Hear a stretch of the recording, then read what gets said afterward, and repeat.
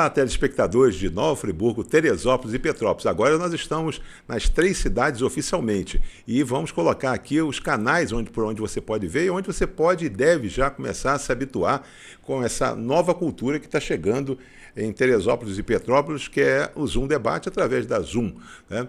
É um prazer recebê-los no Zoom Debate.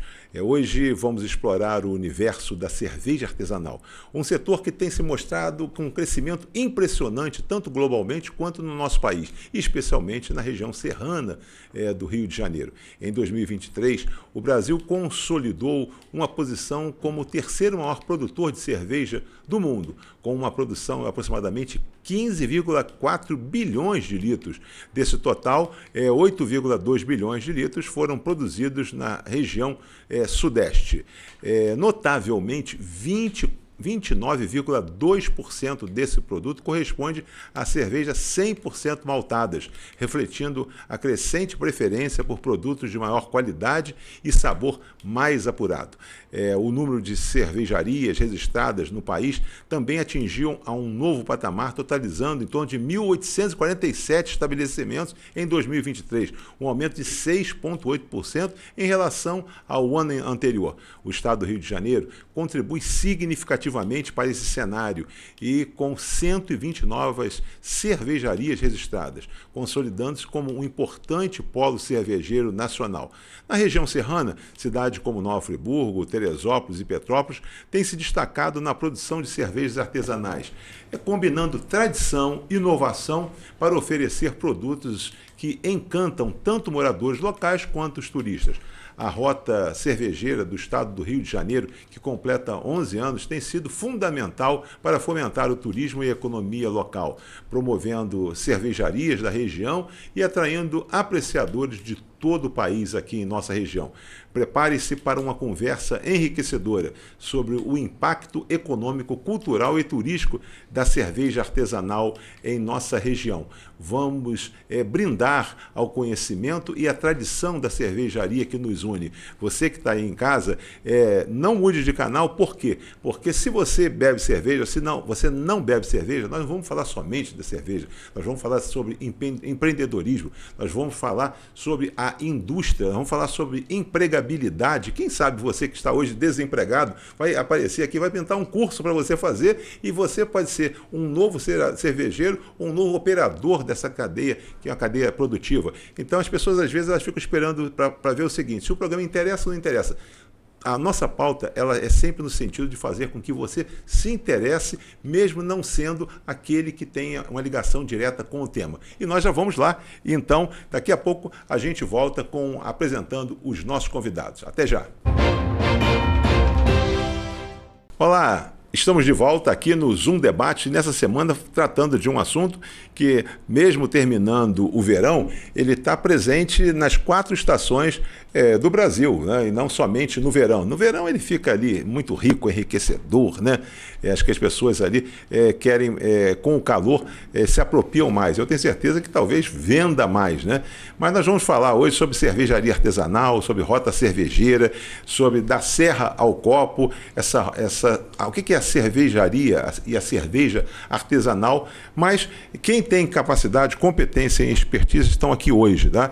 Eu tenho o prazer de receber aqui comigo ela que é a presidente da Associação das Cervejarias. Olha, a primeira vez que uma mulher toma posse como presidente da Rota Cervejeira do estado do Rio de Janeiro, que engloba toda a região serrana. É a Caroline Ângelo. Ela tem 31 anos, formada em administração de empresas e aí tem um currículo extenso. É mestre em estilo pelo ICB e sócia da cervejaria Barão Bia e atua há 12 anos no ramo de cervejeiro. Hoje, além de presidir as cervejarias de Nova Friburgo, é a primeira mulher, como eu disse, da Rota Cervejeira e vamos saber isso dela. Caroline, no primeiro momento, e você que tem a honra de estar como sendo a primeira mulher como presidente dessa Rota Cervejeira, a gente diz o seguinte: eu falei um pouquinho mais, mas eu queria, na apresentação, mas eu queria que vocês se apresentassem. A gente fala isso. Caroline por Caroline. Quem é Caroline? Fala um pouquinho de você, por favor. Bem, como você disse, tenho 31 anos e primeiro eu comecei como administradora de empresas, me formei, né, pensando em tomar conta dos negócios do meu pai, afinal ele é um empreendedor, e caiu, né, acabei caindo, na verdade, de paraquedas no universo cervejeiro, inicialmente, né, para trabalhar na administração, mas acabou que eu fui me interessando pelo assunto. Foi picada pelo mosquitinho ali e tal. Pelo mosquitinho cervejeiro. E assim, de fato, quando a gente começa a entrar nesse universo, parece que é algo que a gente quer cada vez mais, porque de fato é muito interessante, é muito amplo e a gente consegue ali ir se aprofundando em vários assuntos diferentes. Então, iniciei fazendo sommelieria, fiz curso de produção caseira, depois fui para mestre em estilos e tô nessa aí já há 12 anos trabalhando aí na frente da Barão Beer e é isso. Olha, vamos querer saber muito mais como é que posso assim falar, né? Uma menina com 31 anos chega, assume a empresa lá do pai, com o pai, e faz essa revolução, já consegue chegar à posição de presidente aí, desse mundo cervejeiro que é. Vamos saber mais. Mas agora eu vou apresentar, e acho que para muitos já é conhecido, que é figurinha carimbada dentro desse meio, alguém que tem repercutido muito, alguém que devemos muito, a região deve muito, porque ele tem não somente aí um conhecimento, uma expertise muito especial na área, mas alguém que se dedica, alguém que é apaixonado pelo setor e acho que tem como propósito, ele tem dedicado a sua vida e tem entregue a sua vida aí à cultura cervejeira. Eu falo de Gabriel Tuller Costa, cervejeiro, caseiro há mais de 13 anos, mestre cervejeiro da Oppendorf há 8 anos, formado pelo Senai e pelo Instituto de Cerveja do Brasil. Gabriel, o povo que não te conhece quer te conhecer, e o povo que já te conhece quer saber um pouco mais do Gabriel. Quem é Gabriel? Gabriel por Gabriel. Olá pessoal, eu sou Gabriel Tuller Costa, sou pai, empresário, como o Roosevelt falou, transformei um hobby em uma empresa, uma paixão em negócio. A paixão não esmoreceu, apesar da dificuldade ser grande, a gente segue tentando levar isso adiante. Por isso eu tenho tanto prazer e esse brilho nos olhos em falar sobre esse assunto. Sou um apaixonado por cerveja, como o Carol falou, né? O mosquitinho lá picou e você parece que nunca mais quer abandonar, mesmo enfrentando as dificuldades que a gente fala, e você aqui brilhantemente no programa está sempre tocando nesse assunto do empreendedorismo, sabe como é difícil, né? Conversa muito como a gente estava falando agora há pouco, né? Sobre as inovações, mas também sobre as dificuldades, o planejamento. Então, esse sou eu, um apaixonado, que você falou, agradeço as palavras, fiquei lisonjeado, mas de fato não vou ser um falso modesto aqui, fingindo que não é verdade, mas é verdade. Eu estudo muito, me dedico muito e tenho como uma missão mesmo levar isso adiante. Sei que talvez eu não colha os frutos dessa entrega, mas se o mercado friburguense, regional, nacional, conseguir evoluir um pouquinho, que seja com a minha dedicação, já vou entender que isso foi uma grande vitória. É muito bacana ouvir o Gabriel. Por quê? Porque já conheço o Gabriel há muitos anos, ele é aqui um precursor, aqui, né, quem estava lá no início, e hoje, com Carol, com as cervejas, com a cervejaria que nós vamos falar aqui, Friburgo, a sede do nosso programa é aqui em Nova Friburgo, interior do estado do Rio de Janeiro. Você que está nos vendo aí em outro estado, que não conhece Nova Friburgo, venha visitar a região serrana nossa, aqui Petrópolis, Teresópolis e Friburgo, principalmente. Essas três coroas que nós temos aqui, né, que são cidades que têm repercussão aí até a época do Império, mas que você venha, e aqui nós temos várias culturas, e dentre elas o estabelecimento de uma cultura nova, que é a cultura cervejeira. E algumas dessas cervejarias têm aí obtido resultados aí de repercussão nacional e internacional, ganhando prêmios aqui, que são prêmios que muitos daqui dos locais não conhecem ainda, e que as pessoas sabem quando a gente sai e fala assim: essa cerveja é de Friburgo? Não acredito, né? E vocês ganharam um prêmio lá e coisa nesse sentido. Mas nós vamos começar. Eu vou pedir a Carol e o Gabriel o seguinte, que nesse primeiro momento que a gente faça a chamada contextualização. Quer dizer, vamos falar de cervejaria artesanal, mas para falar de cervejaria artesanal, nós vamos falar de produto. Nós vamos falar da empresa, vamos falar de empreendedorismo, vamos falar do empresariado, vamos falar da indústria, mas nós vamos falar o seguinte: o que é cerveja? Como é que é cerveja? Porque cerveja, assim como o vinho, é um alimento. Não é? Exato. Em vários países, eu tenho certeza, que, como por exemplo, vou falar da França no caso do vinho, o vinho está na cesta básica do francês. Como a gente fala aqui, arroz, feijão, o vinho está na cesta básica. E aí eu quero que você já comece a falar um pouco, com o conhecimento que cada um tem de cerveja, você que é mestre também, os dois são mestres, fale um pouco da cerveja. O que é cerveja? Como é que nasce cerveja? Por que se toma cerveja? Tudo que vocês entenderem que tem que se falar e para passar para o nosso público, por favor.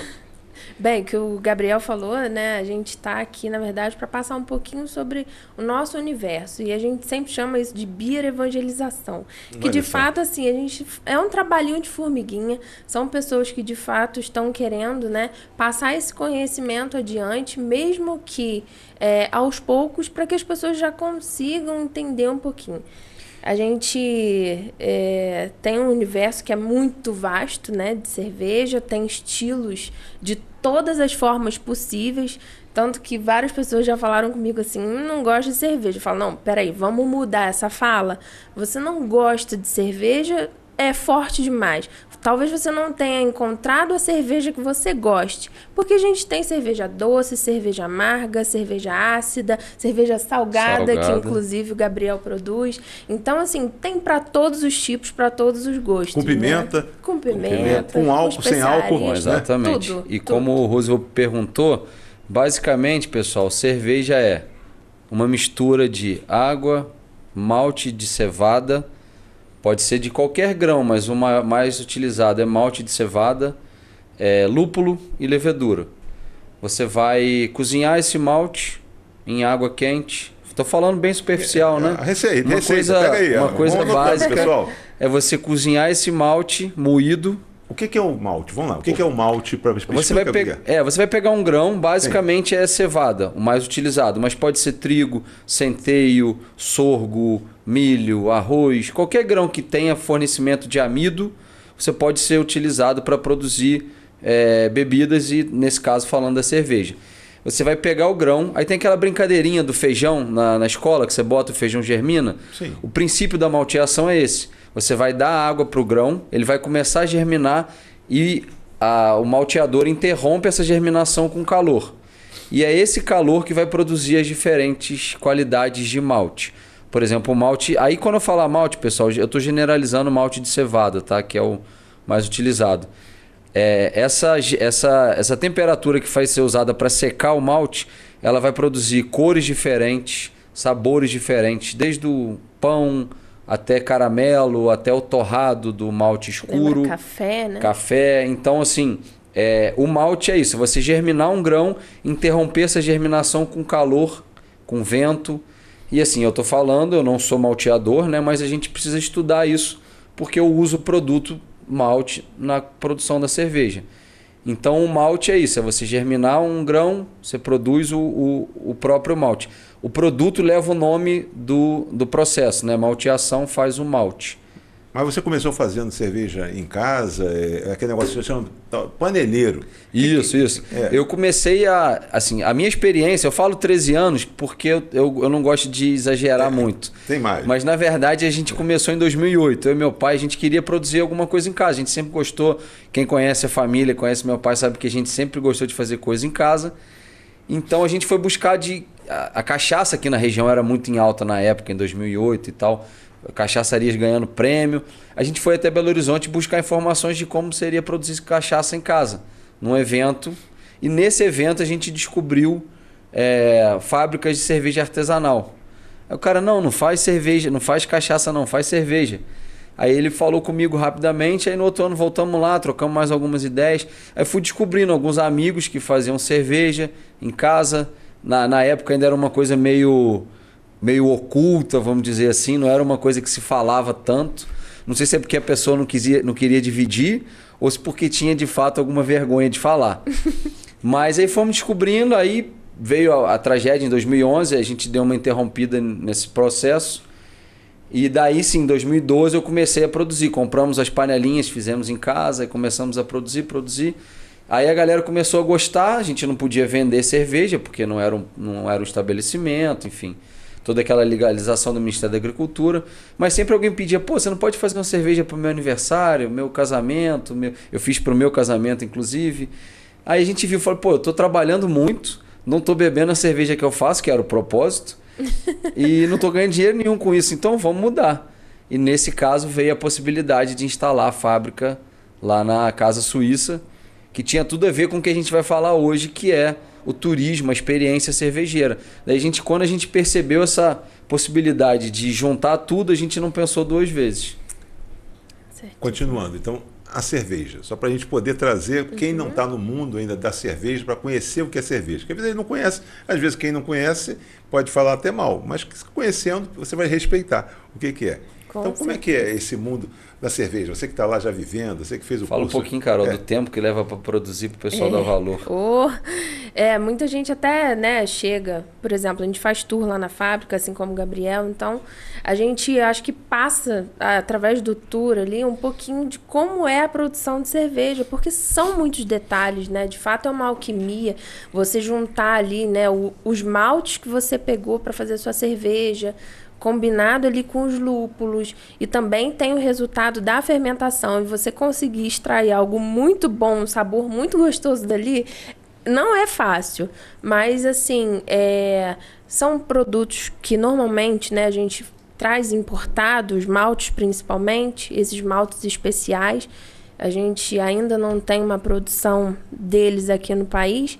Então, assim, são insumos caros, né? E que demora muito para se fazer. A parte quente, que é o que a gente chama, né? Que é a parte de panela ali, vai demorar algumas horas.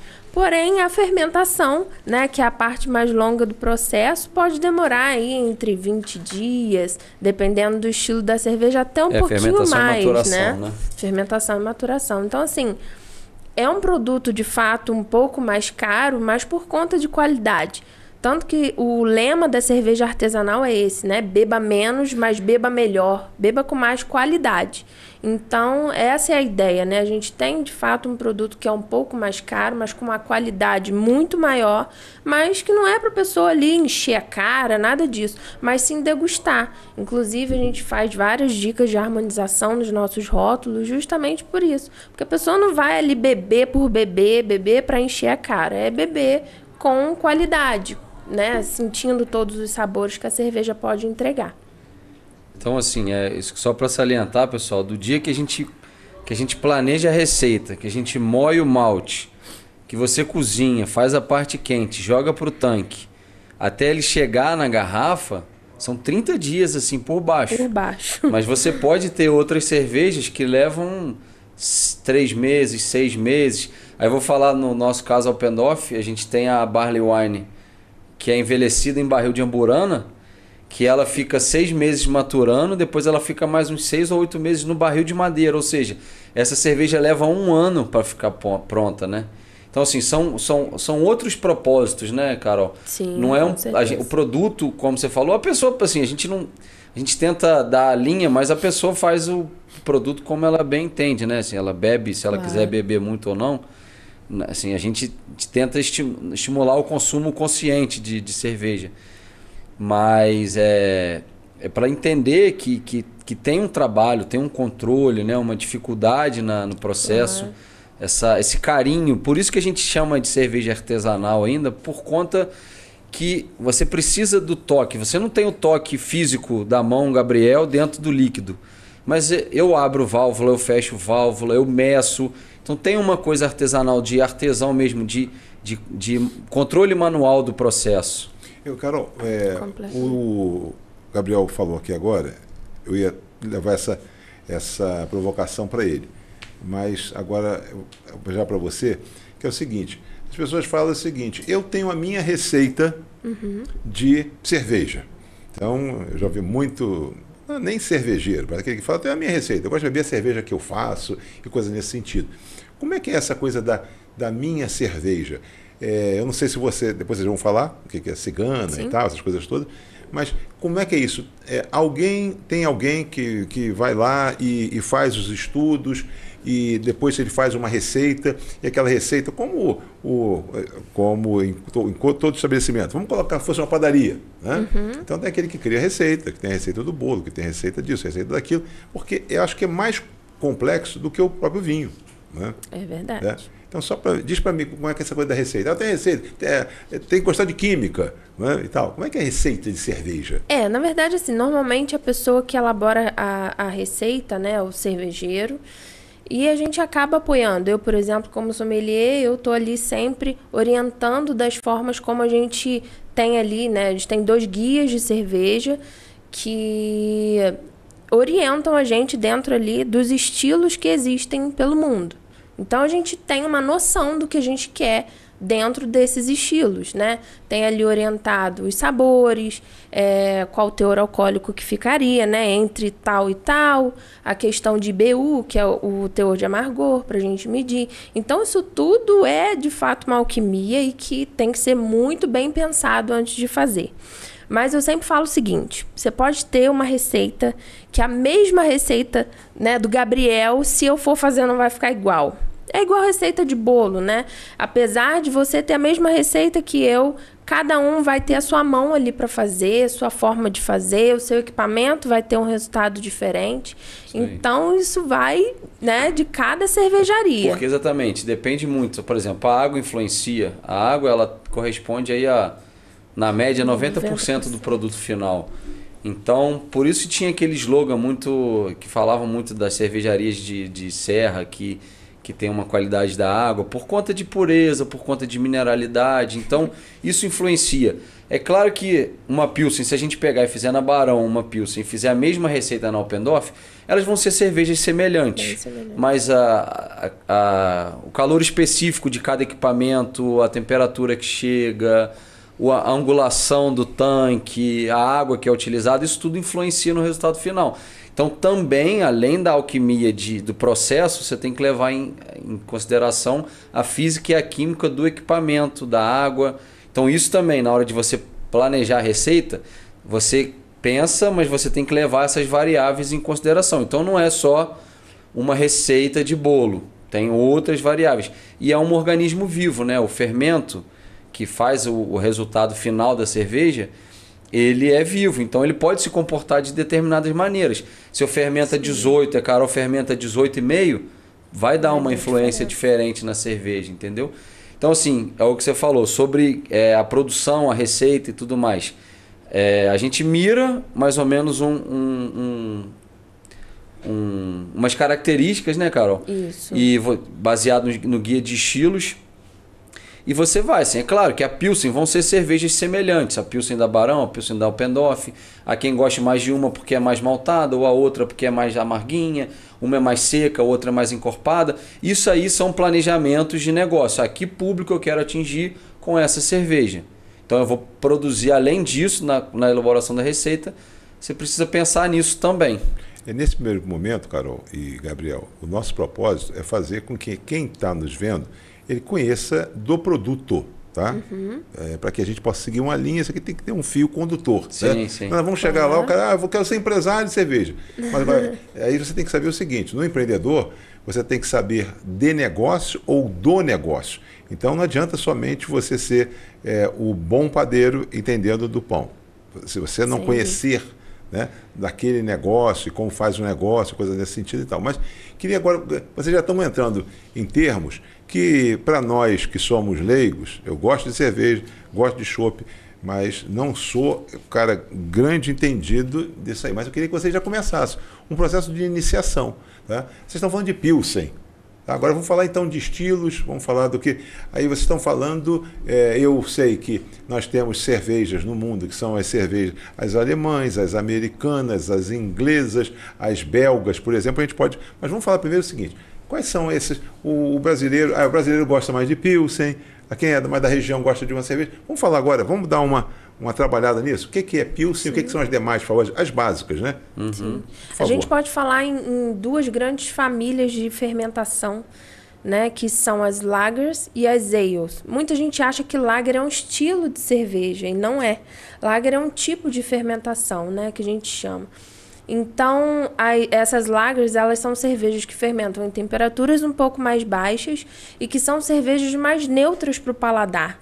E que, na maioria das vezes, é de fato o que agrada a maioria dos brasileiros, né? Por conta dessas cervejas mainstreams, que a gente chama, que são essas cervejas de massa, que são mais neutras de fato, né? Essas grandes marcas que a gente conhece. São cervejas claras, leves, com amargor médio-baixo e com alta carbonatação, que seria relativizar qualquer cerveja Pilsen de mercado. Essas são as mais consumidas. Atualmente, Sim. se eu não me engano, 8 em cada 10 ou 7 em cada 10 cervejas consumidas no mundo são claras, leves de teor alcoólico, leve de amargor e com alta carbonatação. Mas toda lager é Pilsen, toda Pilsen é lager? Toda Pilsen é uma lager, mas nem toda lager é uma Pilsen. Pode Isso. ser, podemos ter outras... Isso. variações Vou de dar um lager. exemplo aqui que acho que a maioria da galera de Friburgo vai lembrar, a Bock, por conta da Kaiser Bock, né? Aí. Então, assim, a Bock é uma lager, né? Apesar de ser uma cerveja vermelha, cerveja mais encorpadinha, né? Exato. Mas de inverno. Isso, é porque é uma Bock mais alcoólica, né? Uma cerveja mais alcoólica. A diferença é, a lager faz cerveja mais seca, que é, vamos dizer assim, mais fácil de você beber. Existe uma palavra que chama drinkability, que é a bebilidade, falando em brasileiro assim, o quão fácil é beber aquele líquido. Então, assim, as lagers claras, que são as Pilsen, as International Lager e essas clarinhas que a gente costuma beber em quantidade. Eu gosto de falar que é cerveja de churrasco. Sim, Você você beber... muita, vai. Isso. 4 horas, 5 Então, horas. assim, essas, elas são a maioria. Mas existem lagers escuras, lagers laranjas, lagers vermelhas, pretas, enfim. Existe um nicho. E a ale, ela fermenta menos, então ela fica mais encorpada. As mais conhecidas que a gente tem são as IPAs, Stout... Então nós falamos então já... Falamos da lager. Isso, a lager... Que não é só Pilsen, que pode ser uma Bock, que é uma escura, encorpada e tal. Aí nós vamos para outra família. Para outra família de fermentação. Qual é a outra família? Ale. Ale. Isso. Que aí para quem está acostumado, a India Pale Ale, que é a IPA, a Irish Red Ale, que é a Red que todo mundo conhece, a Weiss, que é uma cerveja muito comum, gosto. Né? Ela é uma ale. Trigo, né? De trigo, exatamente. E a Stout, né? Que são as mais conhecidas desse meio. Red, IPA, Weiss e Stout. Que é de inverno também. Isso. Inclusive, quando a gente fala na Weiss, né? Que é uma cerveja de alta temperatura, de alta fermentação, quando a gente pega ali, né, as notas que ela pode trazer de cravo, de banana, tudo isso é por conta da fermentação. Então, o fermento libera aqueles subprodutos de fermentação, além do álcool de CO2, ela libera os ésteres e os fenólicos que vão lembrar a banana e o cravo. Nada disso adicionado na cerveja. Isso é muito interessante. Falando de uma maneira mais... Eu vi que o Roosevelt fez uma cara aqui. Falando de uma maneira mais simples. Sim, porque quem está ali não tem condição de perguntar agora. Sou eu ou o Carlos. O fermento lager, como a sempre. Carol falou bem, ele vai produzir cervejas mais neutras. Que os ingredientes vão expressar a característica por si. Se você botar um malte caramelo, a cerveja vai ter gosto de caramelo. Se você botar um malte escuro, a cerveja vai ter gosto torrado. Isso nas lager. É o ingrediente expressa a sua própria característica. Só para a gente poder... Nós vamos encerrar daqui a pouco. Então, a lager é cerveja fácil de beber, como você falou? Na sua maioria, isso. Mais neutras, né? Mais neutras. E as ales vão ter mais características, além dos ingredientes, do que o fermento produz com eles, entendeu? Além do sabor do ingrediente, tem um sabor da fermentação. Mais outra família? Não. Tem as cervejas selvagens, né? De fermentação espontânea. Fala que pode ser com bactérias, com lactobacilos, vão produzir cervejas em sua maioria ácidas e com características mais rústicas. Do tipo como fosse um vinho selvagem, um vinho natural, com a produção. Você pode usar vários ingredientes. Inclusive, cervejas brasileiras muito premiadas lá fora são as cervejas feitas com uva. Né? Agora que o mercado de uva aqui na região está crescendo muito, é uma possibilidade de negócio para se produzir cerveja com uva. Então, para a gente poder começar a esgotar e entrar propriamente na parte da indústria e tal, o que a gente poderia falar mais para esse que não conhece tanto de cerveja, que está querendo entrar no mundo ou já está no mundo da cerveja, um pouquinho mais. Nada ele pedir, ele vai pedir hoje, está com autoridade, né? Sim. Eu quero uma lager. eu quero um whey, entendeu? Então, o que mais que vocês poderiam achar que é para esse que está iniciando, para esse que já está, mas ainda está no básico da cerveja? A gente sempre indica as pessoas começarem pelas cervejas mais levinhas, né? E gradativamente seu paladar vai se acostumando. Não vai de cara pedir uma IPA, porque muitas vezes o paladar vai assustar, né? Por conta do amargor ser um pouco mais intenso. Então a gente acaba, dentro de uma escala, o próprio paladar ele vai se adaptando e se acostumando com o amargor. Gabriel, fala um pouquinho pra gente, e eu tenho certeza que deve estar nos vendo e ouvindo, o Júlio Cordeiro, que vem de uma família que é uma grande empreendedora na área aí que nós temos, inclusive na Cianf, temos um laboratório lá no Amparo, onde a gente fala hoje do lúpulo, né? Dentro de um programa que a gente tem na Associação Comercial, Industrial e Agrícola. Fala um pouquinho do lúpulo, desse papel, qual é a contribuição que o lúpulo dá e um pouquinho dessa cultura do lúpulo. O lúpulo é uma planta trepadeira, cresce pode chegar até 15 metros de altura, mas na média aí fica de 6 a 9 metros. E a gente usa o cone, que seria a flor da planta feminina.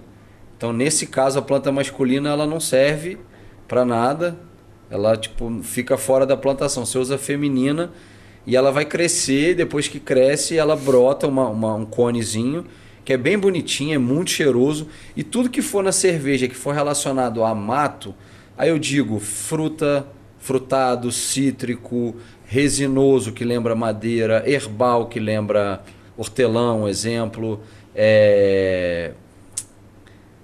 terroso, que pode ser tipo mate, floral, tudo isso vem do lúpulo. Olha só. E além disso, o lúpulo ele fornece o amargor da cerveja. E esse amargor, os compostos que geram amargor, eles são responsáveis por estabilizar também a cerveja. A cerveja. O lúpulo, ele tem uma característica bactericida. Então, assim, ele era muito usado, ainda no mercado de medicamento, para estabilizar, para controlar quando precisa fermentar algum medicamento. Ele impede que alguma bactéria que não seja desejável participe do processo. No processo de produção de álcool ou etanol, ele também participa, mas atualmente, graças a Deus, ele é mais utilizado na cerveja. Então, assim, ele estabiliza, ele dá proteção, ele impede que a cerveja seja contaminada. E ele é um dos motivos que o consumo de cerveja moderado, ele não oferece risco à vida. Você não vai morrer tomando cerveja, como um produto contaminado com uma contaminação alimentar. Isso, a não ser que, aí tem um parênteses, que seja uma adição de uma coisa tardia na garrafa, como uma fruta, alguma coisa que pode levar uma carga bacteriana. Mas a cerveja em si, como a gente conhece, água, malte, lúpulo, levedura, você pode beber, que você não vai morrer bebendo uma cerveja contaminada. A não ser que seja uma contaminação química por algum produto fora da cerveja, mas dentro dos processos de qualidade padrão você não consegue morrer. O lúpulo tem essa capacidade dessa ação bactericida, ele eliminar e ele neutralizar a contaminação. Olha só, aprendi muito eu entendi que o lúpulo é responsável apenas pelo amargor. Tá? Aí na receita ali você põe assim, lúpulo 2 mais, lúpulo 3 mais e fica mais amargo. Isso. E aí você vem agora e fala que tudo praticamente que você vê, que você percebe, né? Você tem de origem o lúpulo. E aqui, como eu disse para vocês, nós temos essa TV, Carol, há 2 anos e meio, a associação, a Cianf, a Associação Comercial, Industrial e Agrícola de Nova Friburgo, ela assumiu o controle acionário da TV. E nós temos na associação um programa, né, que você conhece, que é um programa de incentivo ao plantio do lúpulo. Então, se você está aí em casa, tem a ver com essa região aqui, você pode nos procurar na Associação Comercial. Lá tem o nosso vice-presidente, né, de Agricultura, que é o Jacinto, Alexandre Jacinto, que é um mestre fantástico, grande Alexandre, né? E também o Júlio Cordeiro, que é um grande incentivador, e nós trabalhamos isso. Qual é o propósito? É a gente fazer com que esse produto, que é 99% dele, acho que importado ainda, né? A gente possa começar uma cultura aqui. E nós estamos lá fazendo com experimentos que vale a pena você visitar. Agora vamos falar um pouquinho, começar já falando da questão da indústria cervejeira. Tá? Queria só que vocês tirassem para a gente essa dúvida, então, o Gabriel já falou, com relação ao artesanal. O artesanal não tem a ver com comercial, né?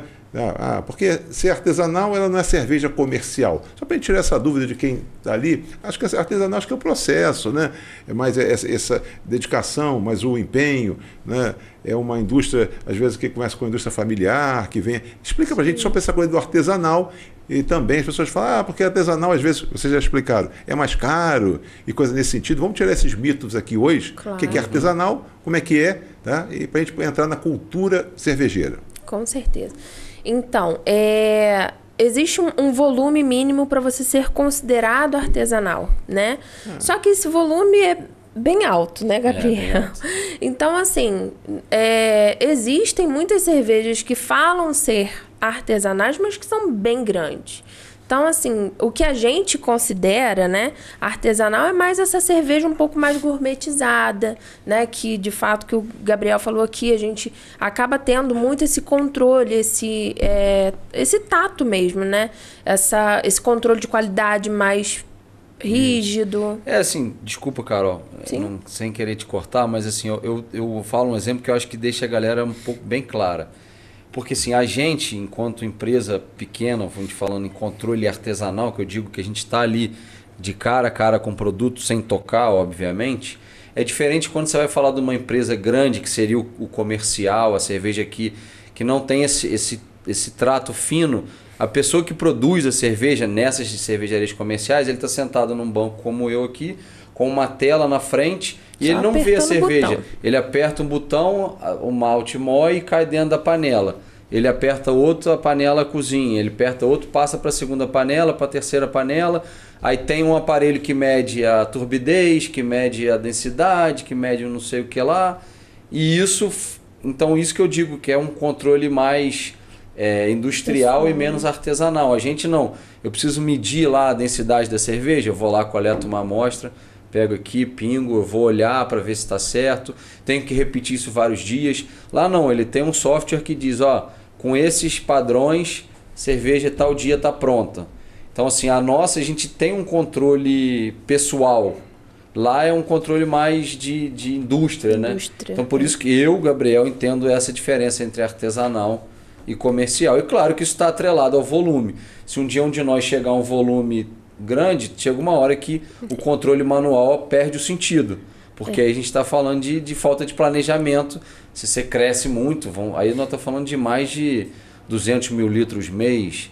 Aí você está perdendo o controle manual. Você tem que ter automação. Senão aí sim, você vai estar com 70 funcionários para fazer o que 1, 2 fazem, né, com uma automação. A gente fala em litros e eles falam em hectolitros sempre. Aqui, vamos falar agora, começar já nessa reta, agora fala um pouquinho da tua empresa e fala como é que o que é a Rota Cervejeira e o que representa, a repercussão que tem. Aí eu queria que os dois já entrassem nisso aí, cada um falasse um pouco. Gabriel trouxe aqui, olha, tá faltando cerveja, tá? Vamos ter que marcar. Nós pensávamos... Vamos fazer o próximo Zoom Tintim Debate. Né? Então, olha só, pessoal, tá faltando aqui. Eu pensei que fosse chegar aqui, mas eles não trouxeram, ficaram preocupados e tal, se podia ou não.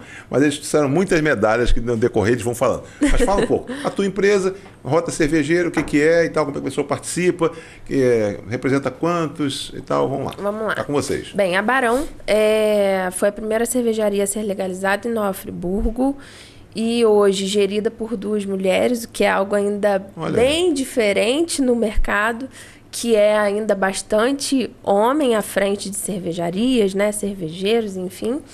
E a gente está aí, né, na busca de estar sempre aprimorando, melhorando nossas cervejas. A gente tem uma medalha também, em 2020. Foi um pouquinho antes da gente entrar em pandemia, a gente ganhou a medalha. Então nem deu para comemorar muito. Mas a gente agora vai voltar aí a competir também. Acho super legal. O Gabriel tem várias, inclusive.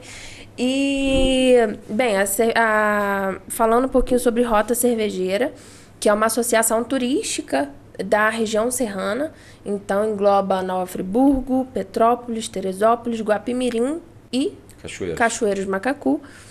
Então, temos aí mais de 28 associados, entre eles produtores de lúpulo e cervejarias.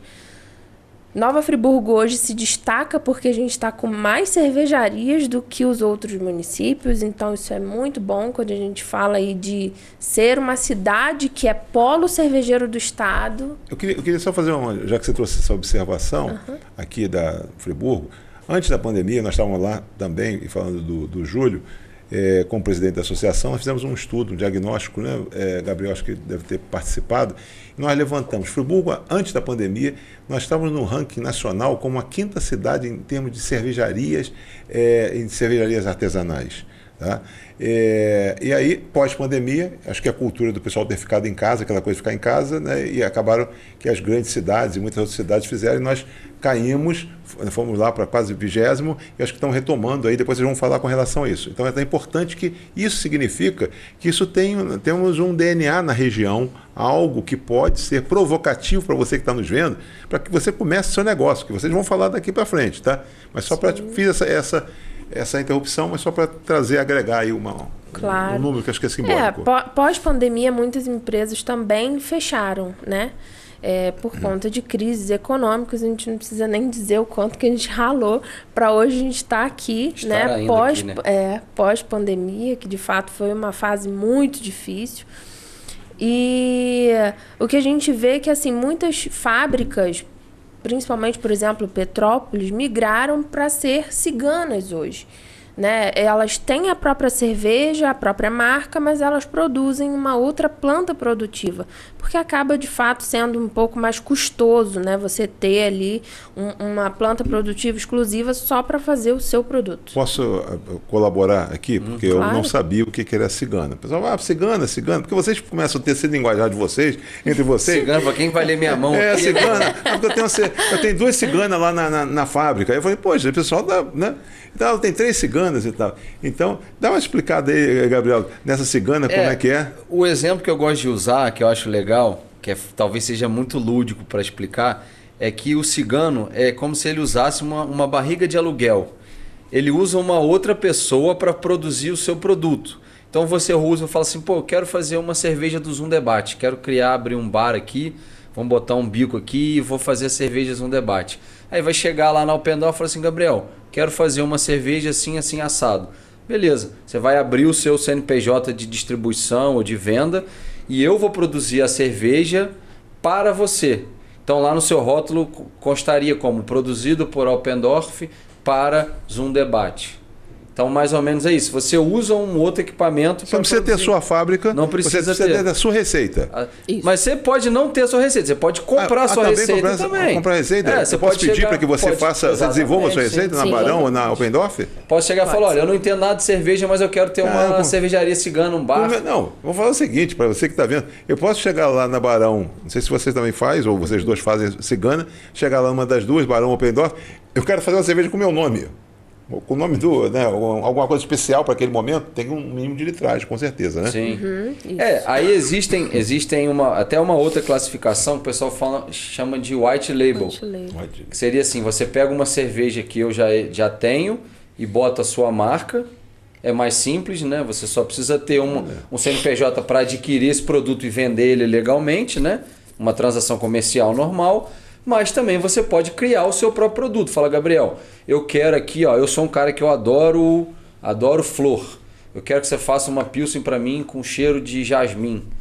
Que eu quero chamar ela de acianfe. Fazer uma cerveja acianfe. Vi aqui na foto aqui. Aí, pode ser também, pode ser. Júlio, eu vou lá fazer cerveja no Amparo, tá? Fica tranquilo. Eu não fugi não, calma. E você pode fazer a cerveja para você. Aí o que a gente chama de cigana é isso. Você tem um CNPJ de cervejaria de venda de cerveja. Aí você contrata um terceiro para produzir essa cerveja para você.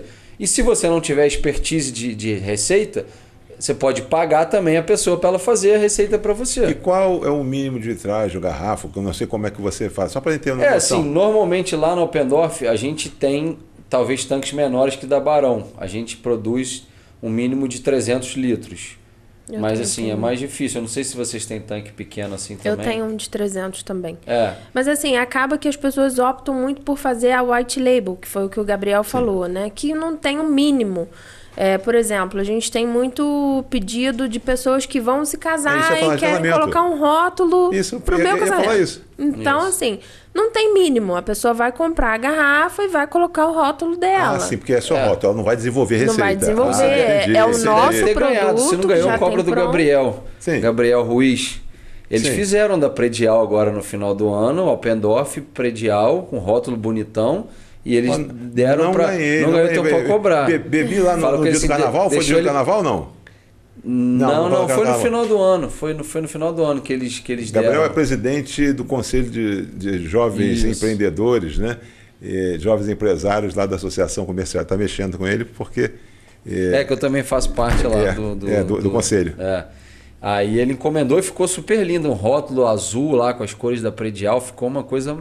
Ficou lindo. Ele disse que todo mundo gostou. Estou fazendo um merchan de vocês aqui tremendo, hein? Quer dizer, você que vai se casar agora em qualquer lugar, Friburgo, Teresópolis, Petrópolis ou qualquer cidade adjacente e tal, da rota cervejeira ou não, você pode procurar aqui os dois para que possam desenvolver ou a sua receita ou então vocês possam ir. Mas, inclusive, tem um produto que nós dois temos também, que é o que a gente chama de delivery. Então, se você tem uma festa de casamento ou comemoração em geral, um aniversário, que quer colocar uma chopeira, né, com chopp na sua casa, fica a dica, procura a gente. Marconi, vamos botar aí depois o contato deles aí, tá? Mas vamos falar agora com relação ao cenário. O que é? Traz um pouquinho, Gabriel e Carol, agora do que é a indústria cervejeira. Tá? Para a gente poder entrar, nós temos aí 15 minutos, agora vamos trabalhar essa coisa mais empresarial, de quem quer. Vocês já falaram da paixão de vocês, como é que o bichinho mordeu vocês e tal. Agora vamos falar para quem está aqui, para que a gente possa dar uma contribuição. Vamos lá. Isso, a indústria cervejeira, ela tem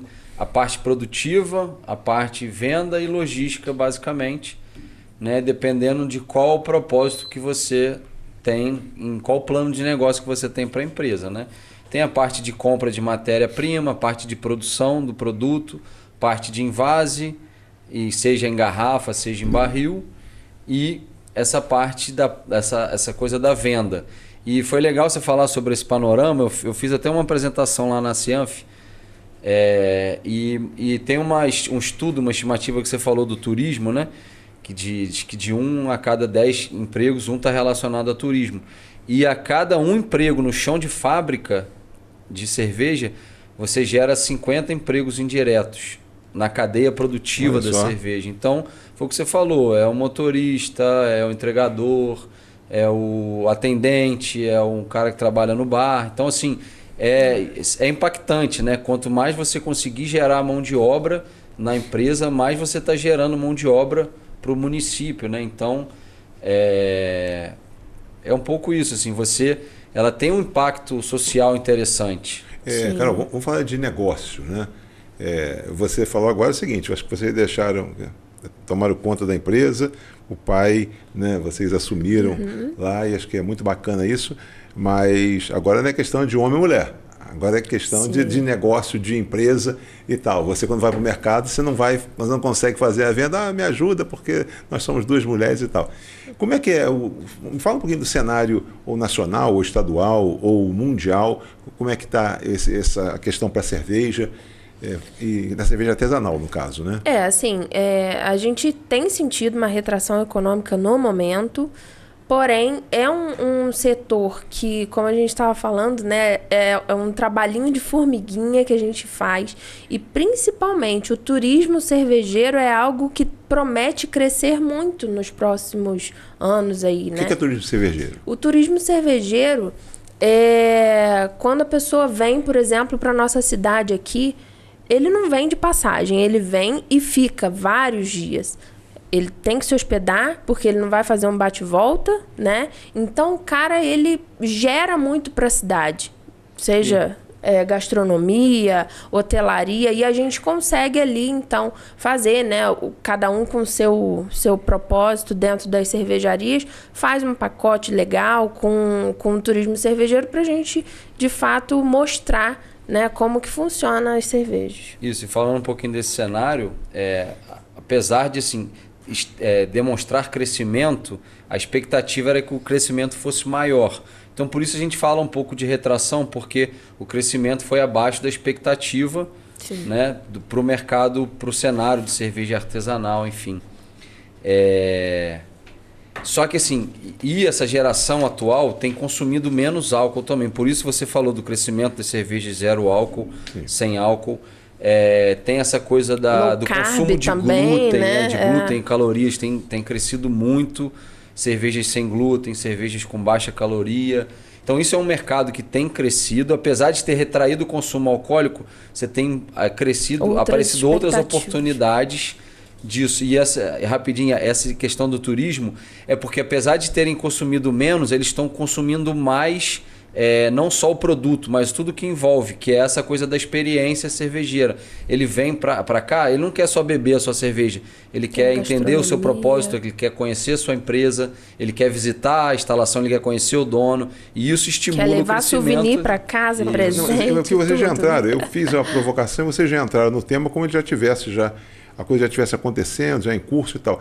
Existe já aqui na região, e você como presidente da Rota, já existe esse processo hoje de pessoas que saiam dos grandes centros, tanto do Rio quanto de Minas, que também chega, e esse programa chega a todo o Brasil, porque as redes sociais levam, né?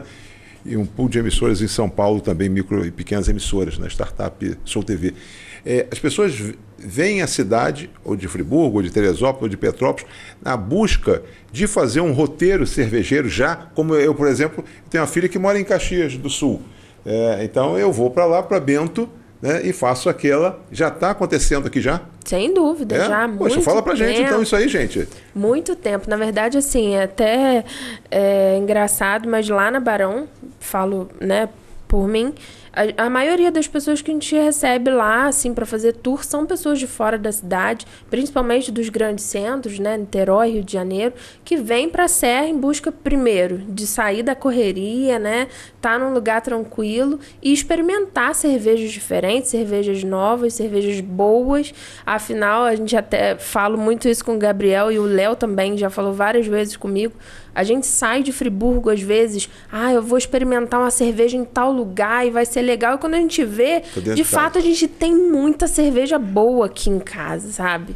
Muita cerveja boa na cidade. O pessoal fala que em Friburgo, acho que tem quase uma cerveja por dia. Você vê a Friburgo, vamos falar então dos rótulos, né? Se você... Alguém fez esse levantamento, acho que foi nesse que você estava falando antes. A quantidade de rótulos registrados, se você fosse tomar um diferente por dia... Acho que você levava um ano e um pouquinho para beber todos os rótulos diferentes que existem. Que legal. Porque vamos falar de você, por exemplo. Quantos rótulos você tem na Barão? Hoje eu tô Barão Bia, gente. Hoje eu tô com 12 rótulos, sendo que 8 vão para garrafa só, né? A gente tem alguns que a gente faz especificamente para eventos, que são produtos um pouco mais sensíveis, que vão levar fruta, então a gente acaba não levando para garrafa. Qual a cerveja mais exótica que você tem, por exemplo, lá? Você vai falar assim, que vai vender, que eu quero ver com curiosidade, quero levar essa para que não tem em outro lugar. Então, uma que a gente vendeu muito por conta de ser diferente é a que a gente ganhou prêmio, inclusive, que é uma White IPA. É uma cerveja que junta dois estilos de duas escolas bem diferentes, uma IPA americana com uma Witbier belga. Então, ela é uma cerveja frutada que vai levar... Aí, no caso, a nossa, né? A Physalis, que é aquela frutinha de casamento, aquela amarelinha. Fruta do saco. Sim. Fechadinha. E laranja. O lúpulo que a gente optou por ela é um lúpulo que traz bastante condimento, principalmente as notas de coentro, que são as características de uma Witbier, e é uma cerveja bem lupulada, né, que vai trazer um amargor bem elevado. Então ela é bem equilibrada nesse sentido, de ser uma cerveja frutada e ao mesmo tempo bem amarga. Gabriel, vamos falar das medalhas, que daqui a pouco nós temos 5 minutos, só 6 minutos. Você não tem que... Mas eu não posso deixar de provocar Gabriel, que eu sei que tem lá uma feira mundial que ele participa, que já teve prêmio, veio agora de outros... Aqui eu trouxe aqui para mostrar para vocês as últimas... Você consegue... Aí, Marconi, puxar aí.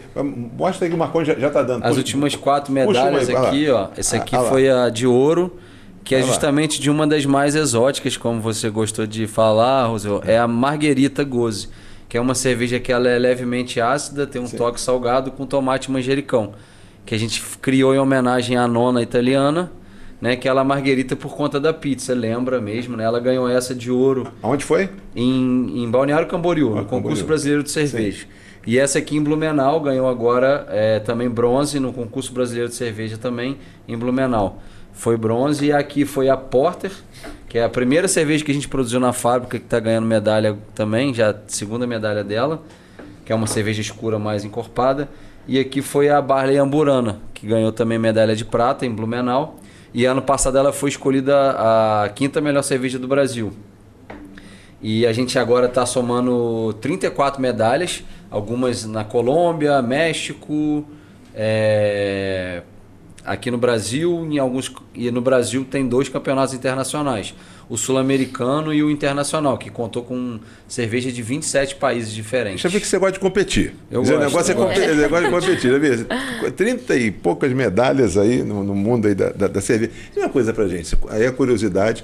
Eu sei alguma coisa, penso que sei. Uma ocasião eu visitei uma fábrica aqui, logo na inauguração, aqui em Cachoeiras, né, quando teve aquela fábrica grande da Skin ali, mas uma visita técnica, né? E diferença de cerveja, porque rapidinho, sempre 4 minutos, né, para dividir. Diferença de cerveja e chopp. As pessoas falam, tomar um chopp, não é a mesma coisa e tal, um tem, é pasteurizado, não é pasteurizado. Qual é a diferença? Um vence mais rápido? Fala um pouquinho só para rápido. Praticamente é o mesmo produto, vai passar pelos mesmos processos de produção. E o que vai diferenciar ali é no envase, né? Que um vai ser envasado em garrafa e o outro no barril de chopp. O que for envasado em garrafa, ele passa por um processo chamado pasteurização. Essa é a grande diferença. E ali ela vai matar a maioria, né, das leveduras que tem ali, que ainda tem vivas na garrafa. E por isso a gente tem uma diferença vida... em preço também, em função do processo, é diminuído o processo, aí por conta disso pode ser um... Na verdade, a diferença no preço é porque quando você compra chopp, você compra um barril de uma vez. Então você está levando um volume maior, né? Assim, quanto maior o vasilhame, mais barato o preço, né? Isso é uma lógica meio americana de venda, mas é verdade. E assim, atualmente para a legislação é o mesmo preço, tá? É a mesma coisa, não tem diferença chopp e cerveja, mas ficou convencionado que chopp sai da torneira e cerveja está na garrafa. Sim. Agora, então outra curiosidade, uma cerveja artesanal no mercado, ou pode ser em preço, vai de quanto a quanto, e 1 litro de chopp, só para aqui nós temos que falar curiosidade, ir direto ao ponto, vamos lá. Se fosse... Dá uma noção para ele, você como presidente, como é que está rodando aí a moeda da cerveja, qual é? De preço? O chopp Pilsen aí vai variar de você comprando para delivery, né? Vamos dizer assim, de 14 a 20 reais o litro, e você comprando uma garrafa de meio litro aí de 14 a 20 reais, mais ou menos. Então é praticamente o dobro do preço, né? Seria. Até porque também vasilhame, isso tudo acaba encarecendo. Carol, desafios e oportunidades. Só agora 1 minutinho para você falar dentro dessa, você como presidente, que você está vendo aí, quais são os desafios e as oportunidades também que você está vendo aí para a gente poder... Bem, desafio é mão de obra qualificada, inclusive essa é uma busca, acho que de todos os setores, né? E por isso a gente tem aí o Rota Inclusiva, que a gente tem um projeto que visa capacitar pessoas em situação de vulnerabilidade social e econômica para ver se a gente consegue, de fato, absorver essas pessoas no mercado cervejeiro, né? Incluindo essas pessoas nessa situação e, ao mesmo tempo, facilitando aí um trabalho nosso nessa questão de capacitação. E oportunidade, eu acho que é a questão desse crescimento, principalmente no turismo, que a gente consegue expandir e, inclusive, trazer muitas pessoas que vão girar a nossa economia local. E por isso a gente precisa muito do apoio, assim, tanto das instituições privadas e públicas, né? Porque a gente precisa se abraçar todo mundo para que consiga crescer essa fatia turística através de vários nichos, e a cerveja é um desses e é bem promissor. Você esteve lá, e falando já nisso, nós tivemos lá na Associação Comercial a vinda do presidente da Codim. Nós temos um terreno aqui da Codim em Friburgo, e uma das ideias que poderia estar sendo pensada, né, para a gente poder ter um pool ali de empresas que fossem de cervejeiras, que pudéssemos ter um condomínio industrial, que tivéssemos aí muitas cervejarias e tal juntas, e pudesse fazer alguma coisa. É a coisa que a gente pode pensar nessa coisa de tal poder público, coisa nesse sentido. Estamos terminando, 1 minuto. 30 segundos para cada um. O que você gostaria de ter falado que você não falou? E 30 segundos da mesma forma. O que você gostaria de ter falado que você não falou e que a gente não pode deixar de falar? Bem, uma coisa que eu acho que é super interessante falar, inclusive, sobre o lúpulo. A gente participou de um congresso no final do ano que o lúpulo ele também está ajudando aí no combate ao câncer de mama, né? Há estudos sobre isso e eu acho que é super importante a gente apoiar esse mercado, né? Apoiar essa crescente dos lúpulos na região, porque de fato pode ser aí algo muito bom para nós de um modo geral, não só para as cervejas, mas também para o avanço da medicina. E queria agradecer, né, a oportunidade de estar aqui, da gente estar conversando, levando um pouquinho do nosso universo cervejeiro para as pessoas que estão em casa. Eu quero te agradecer muito e falar com você que vamos conversar com relação a essa pauta do lúpulo, nessa coisa do desenvolvimento aí, desses estudos aí, dessas pesquisas com relação a essa questão que você falou da doença. Acho que tem muito a ver, acho que Friburgo e essa região pode se destacar com relação à questão do lúpulo. E nós estamos tendo lá um programa de plantio do lúpulo. Acho que vale a pena, Gabriel, vamos ficar atento a isso. E você, o que você não falou em 30 segundos? Vou complementar isso da Carol. Além do câncer de mama, tem estudos apontando sobre a diminuição do Alzheimer também. Olha só, cara. Mas é uma coisa embrionária, mas assim, é uma coisa que vale a pena. E assim, de maneira geral, apoiar o comércio local. Vamos dar as mãos, assim. Se você não tiver uma coisa boa para falar, não fala nada, né? Mas assim, ajude o comércio local. Se estiver na região, beba cerveja local. Apoie o comércio de Friburgo. Apoie os bares, as coisas da cidade. O que a gente puder. A gente tenta sempre possível usar ingrediente local, ou o mais próximo possível. Então, assim, uma coisa que eu já escutei de vários mestres cervejeiros do mundo afora é: a melhor cerveja que você pode beber é que você bebe enxergando a chaminé da fábrica. Porque ela acabou de sair do tanque, então ela vai estar sempre fresca. Então, busque a cerveja na fonte, gente. Vamos beber coisa boa. E vocês sintam-se orgulhosos que em Friburgo tem coisa muito boa. Tem cerveja muito boa aqui. Olha, gente, acho que foi bastante elucidativo, né? Eu falo sempre, o propósito desse programa é democratizar o conhecimento. E acho que vocês conseguiram contribuir para isso, para que a gente possa elevar e aumentar a cultura da cerveja. Assim como o vinho, e vocês falaram aqui, a cerveja artesanal ela não é para ser consumida de uma forma como o mundo vem acabar amanhã e a gente tem que tomar todas hoje. Acho que a gente pode tomar uma, duas ou três, né? E aí você vai ter a chamada degustação. Você vai degustar e vai saber que o processo artesanal é exatamente isso. Acho que se propunha isso. Acho que tem alguém do lado de lá que está preocupado muito com isso e tal. Queria dizer para vocês o seguinte: acho que vocês tiveram a oportunidade de ver que aqui na região, assim como no sul, que eu tive a oportunidade aqui de falar com vocês, existe lá um circuito, né, do vinho, né? E aqui a gente já tem um circuito da cerveja. Dê oportunidade, abra mão às vezes de outras iniciativas que vocês já conheçam para poder você explorar esse mercado que a gente tem aqui. Nós temos aqui como polo Friburgo, Teresópolis e Petrópolis. E como a nossa presidente da Rota Cervejeira falou aqui, são muitas cidades e muitas cervejarias. Faça contato aqui, vamos deixar onde eles podem ser encontrados e você, por certo, você vai ter uma super experiência aqui na nossa região. Muito obrigado a vocês que estiveram até agora conosco, prometendo voltar na próxima semana com um tema que seja de relevância para vocês todos. Um abraço e até lá.